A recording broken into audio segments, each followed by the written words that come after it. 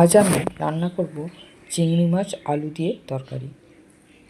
500 গ্রাম চিংড়ি মাছ ভালো করে কেটে ধুয়ে পরিষ্কার করে নিয়ে লবণ হলুদ মাখিয়ে নিয়েছি। গ্যাসের উপরে একটা কড়া বসিয়ে বেশ খানিকটা সর্ষের তেল দিয়ে তেলটাকে ভালো করে কড়ার মধ্যে ছড়িয়ে নিয়ে তেল গরম হয়ে যাওয়ার পরে সমস্ত মাছগুলোকে একবারেই দিয়ে দেব।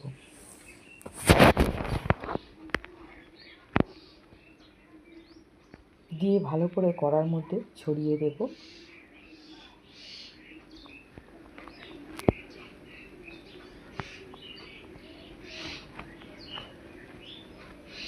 ভালো করে নেড়ে চেড়ে ভেজে নেব। চিংড়ি মাছ ভাজা হয়ে গেছে, এবার নামিয়ে নেব।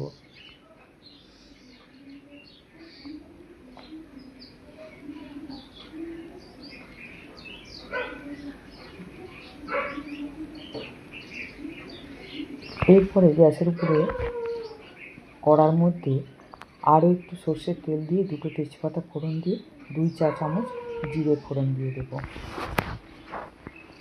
3টে পেঁয়াজ কুচিয়ে রেখেছিলাম, তো অর্ধেক দিয়ে দেব ফোড়ন দেওয়ার পরে কড়াইতে।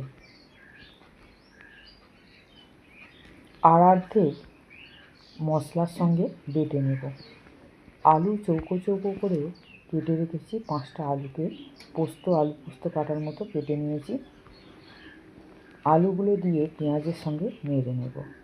এবার আমি মশলাটা করে নেব। একটা টমেটো, 1/2 ইঞ্চি আদা, 2 চা চামচ গোটা জিরে আর 4টে শুকনো লঙ্কা একসঙ্গে মিক্সিতে বেটে নেব। এদিকে আলু দেওয়ার পরে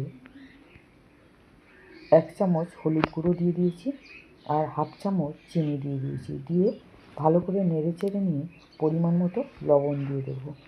দিয়ে ভালো করে নেড়ে নিয়ে বেটে রাখা মশলাটা পুরোটাই দিয়ে দেব। দিয়ে ভালো করে তরকারি কষিয়ে নেব। অল্প অল্প জল দিয়ে ভালো করে কষিয়ে নেব।